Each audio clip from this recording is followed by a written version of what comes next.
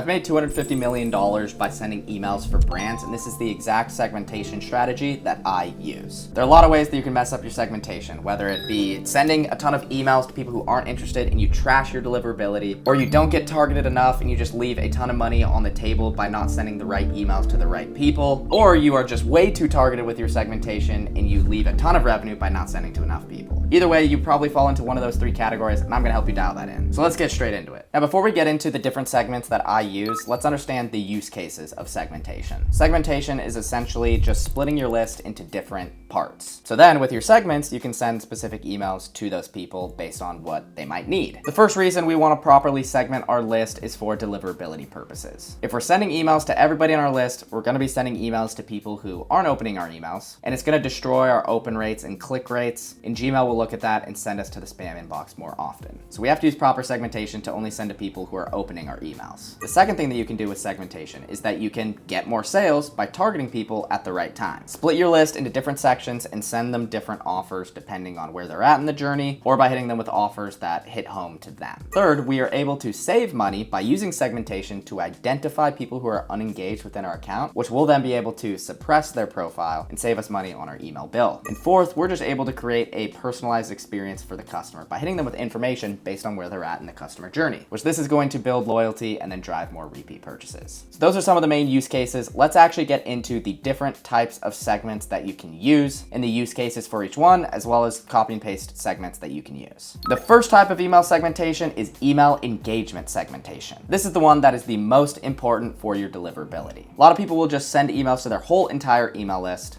and just blast shit out. But let's think about it. If you send an email to 50,000 people and only 5,000 people open that email, what message does that send to inbox providers like Gmail and Yahoo? They're gonna see, oh my goodness, this brand sends an email and only 10% of people open it. That's not a high percentage, so it's probably spam. So we're gonna send this brand to spam. No inbox provider is gonna keep sending your emails in the main inbox if 90% of people don't wanna receive those emails. And that's why we need to segment all of our emails by email engagement. We wanna create general engaged segments and only send to people who are engaged with our list. So people who are opening emails or clicking emails. This way we can keep engagement high and keep showing Gmail, Yahoo, these other inbox providers that people like receiving our emails and we deserve to be in the main inbox. And so let's create an engaged segment right here. So I'm gonna go into Klaviyo and I'm going to click segment right here. And the most standard engaged segment that we like to use is the engaged 90 days. So how we wanna create this segment is we wanna do somebody can receive email marketing. Somebody who can receive email marketing because they are subscribed and we have their consent. So you can see right here, we have 505,000 people. Now let's create the engaged portion of it. All that we want to do here is we want to say and, so they can receive email marketing, and what they have done, they have opened email at least once in the last 90 days. And that's what that engaged 90 days is. So we can see we have 505,000 people who are subscribed, but 448,000 people who have received, but only 362,000 people total who have received an email in the past 90 days. And so if we tried to send an email to 505,000 people, then there's actually like 140,000 people in this list that aren't going to be opening our emails because 3 months is a long time. So this is going to be our standard engaged segment that we send all of our email campaigns to. And so if you want to keep things super simple, you could have this be your engaged list. You could also, depending on where you're at, you could extend this out to 120 days if you want. That's usually the widest I'd go for an engaged list. And some people even like to go even tighter with like engaged 30 days by changing this to something like 30 days. And we'll see that 360,000 drops to 310,000. But for the sake of this, let's just go to the standard 90 days right here. Now you could stop right here and that's your engaged list and that's fine. You could even take this engaged list a step further if you want to take it a step further. This is the simplest, but let's take it a step further. What I often like to do is I like to have this or feature and then do something like what somebody has done. They've been active on site at least once in the past 90 days, or you could do the past 30 days or something like that. So this actually increases the segment to 445,000 people. But these people could be unengaged. So typically if I'm doing some site activity, this is going to be anybody who's active on my website. They've gone to my website in the past 30 days. Maybe they're more likely to receive an email and open it. So you know what? Let's extend this to also do active on site. That's something you could absolutely do. But you have all sorts of possibilities that you can do. You could do clicked email. You could do all sorts of different stuff for email engagement. But I don't recommend going any more too crazy than this. I do somebody's opened email at least once in the last 90 days, or somebody has subscribed to email marketing marketing at least once in the last 30 days. And so we also are getting people who just signed up to the email list. And this is a very good standard engaged email list. You can see for this brand right here, the campaigns that we're sending that are making a lot of money. Look at who we're sending to, the engaged 90-day list, engaged 60-day list, engaged 90-day list. We're not doing some overcomplicated stuff, just sending to our engaged list. And this helps maintain our deliverability by getting open rates that are around 50%. So that's our first key segment, is our engaged list. Now let's go to the opposite, which is going to be our unengaged list, which these are people who are not interacting with us and we probably do not want to be paying for them. So for our unengaged list, we want to do something like this. We want to do somebody can receive email marketing because that person is subscribed and so we are paying for them. Then we want to do this person, we want to set and what somebody has done, they have opened email 0 times in the last 120 days. Unengaged is typically 120 days is typically like a good standard. If somebody hasn't opened an email of yours in 120 days, they might not come back. And so really the purpose of this list is to figure out who is not engaged and who can we remove from our list and save on our bill. So I'd do this, somebody's opened email 0 times in the past 120 days. And then I would do something as well just to be sure these aren't people who have recently signed up to email marketing because maybe they just haven't opened for the first time yet. I like to do something like subscribe to email marketing 0 times in the last 30 days. So they've been on the list for at least 30 days. And also I just want to exclude anybody who has ever placed an order with me, because if somebody's placed an order with me, I want to still have them on my email list. So I'm going to do placed order 0 times over all time. And so this is a super simple unengaged list that we can use to suppress and save money on our Klaviyo bill. So I can create this segment and show you guys how I would suppress them. Okay, so once we create that segment, that's 74,000 people, you can just click right here. You can do suppress current members. If I click suppress, it's now going to suppress these people and they can no longer receive email marketing. And then what I could do is I could go into Klaviyo, I could go into my settings and downgrade my bill, excluding these 74,000 profiles. And then boom, I just saved money. And then maybe your unengaged list, you want to send them an email once a month to try to engage them back. But I wouldn't go too crazy because I don't want to hurt my deliverability. So you can mess around with your engaged segments as much as you want, but I recommend doing at least an engaged segment of 90-day opens and mainly use that as your campaign sending list. And then create an unengaged list just so you can track how many people are unengaged and be sure that you are suppressing those people every so often. Here's one last quick segment that you can use for like highly engaged, for maybe like specific stuff. These are going to be people who are the most engaged on your email list. So we'd want to do someone can or cannot receive email marketing. They can because they're subscribed. And then I want to do something like this. I'm going to do somebody has opened email is at least 5 in the past 30 days. That's going to be our hyper engaged segment right here. So we're going to do that. Someone's open email at least 5 in the last 60 days. We're going to say what somebody has done. They've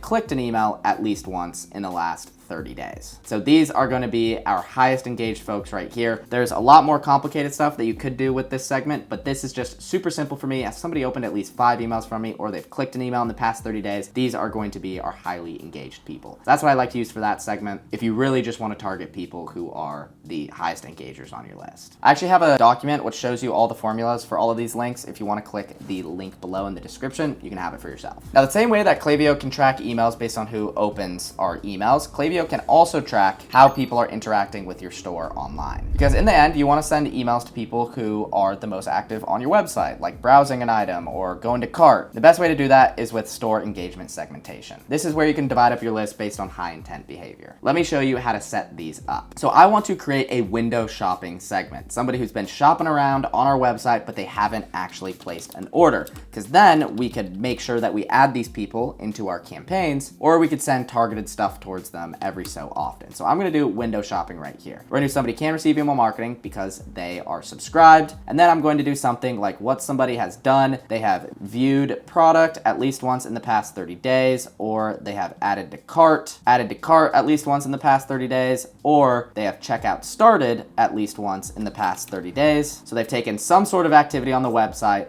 but they have placed an order 0 times in the past 30 days. So boom, right here, somebody has viewed product or added to cart or gone to checkout, but they have not placed an order. We have 29,000 people here who have been active on our website but haven't placed an order. This is going to be our window shopping segment. This is one that you could absolutely add to all your campaigns because these are people who have shown interest on the website. And feel free to send a custom campaign here and there to these people because they are the most likely to buy. You could set extra parameters on this, but I think that this is just the best segment to use. Somebody who's been active on site, taken an action, but hasn't placed an order. order. Now, another easy segment to do based on your store behavior is going to be your VIP segment. And this is going to vary based on the brand a ton. So for some brands, they view VIPs as people who have placed a ton of different orders. So they placed multiple different orders, but some people view their VIP segment as high spenders. So somebody has super high AOV. Well, some people like to view it as the amount of money that they've spent at the store. So it kind of depends on you and how you view who your VIP customers are. My favorite just VIP segment is I think that a VIP is if somebody has placed an order is at least 4 over all time. That's what I use as a VIP, and this is my standard VIP segment right here. But feel free to adjust this if you want. I just think that 4 is the best for me in most of my brands. And I kind of want to tie in our next type of segmentation here, which is going to be our predictive analytics segmentation. There's a ton of different segmentation that we can do with Klaviyo's predictive analytics, and I'm going to kind of show you how it aligns with like our VIP segments or our other segments right here, which are based on store activity. So I'm going to go right here to this can or cannot receive email marketing because person is subscribed. And one of my favorite segments to do right here is we go to predictive analytics, and we can go to total customer lifetime value. This could be another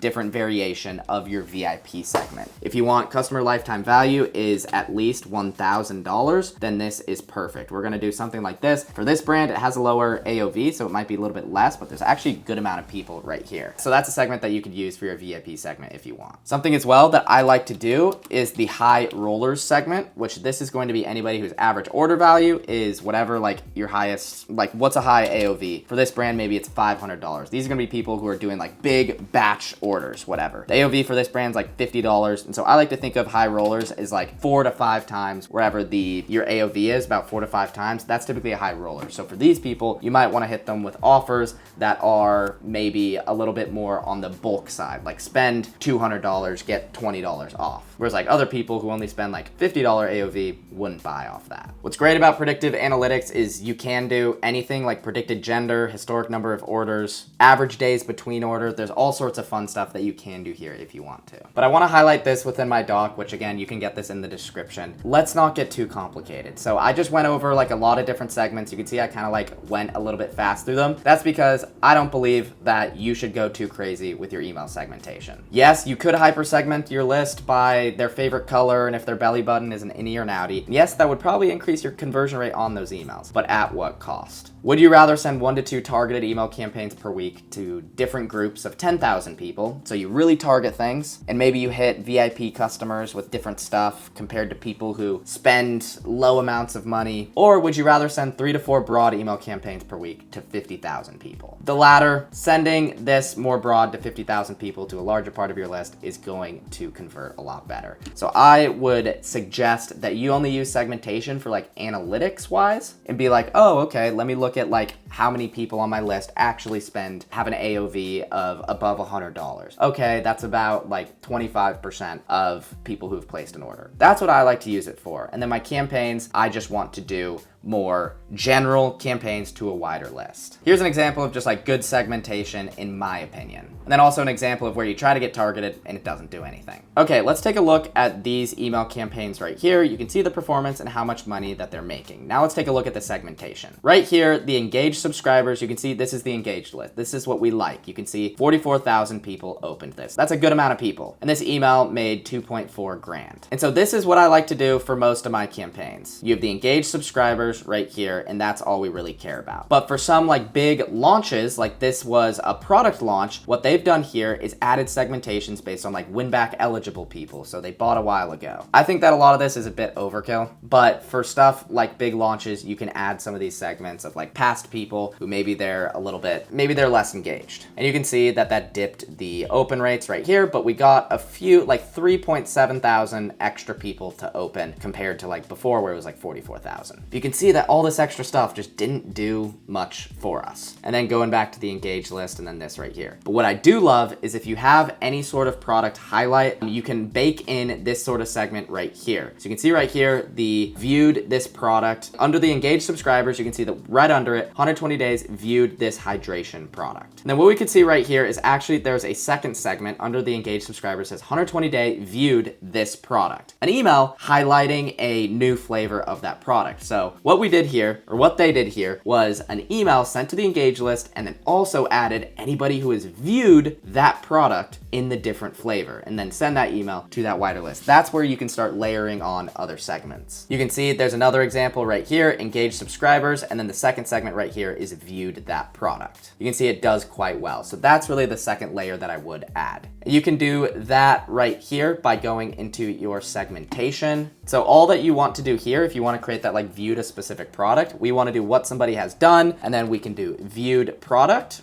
right here. Look up viewed. Let's go to viewed product at least once over all time. You could change this to whatever. I'd recommend like 365 days or 120 days. And then you want to add this filter, and then we can actually filter by the product. So you can look up product right here. You can find the product name and then find whatever product you want. So let's say I wanted it to be whey protein isolate. Anybody who's viewed that product in the past 120 days, you can see 236 people right here. And then I would create this segment. And if I was creating an email about the whey protein isolate, then I would send to the engaged list plus this segment. And that is the extent to which I would do email marketing segmentation. Now, you probably clicked on this video expecting something insanely complex, but hopefully that helped ease some of your mind and take some stress off of you. Just make sure you're only sending emails to your engaged list, and just use that as your base campaign segment. And then you can layer on specific like product interest sort of segments where you want, or VIP sort of stuff here and there, but just rely on that engaged segment for most of your sends. Now that's segmentation. That's just a small part of email marketing strategy. So I want you to check out this next video, which goes over a full strategy of email marketing and how to run everything inside an account. So I'll see you over there. Thanks for watching.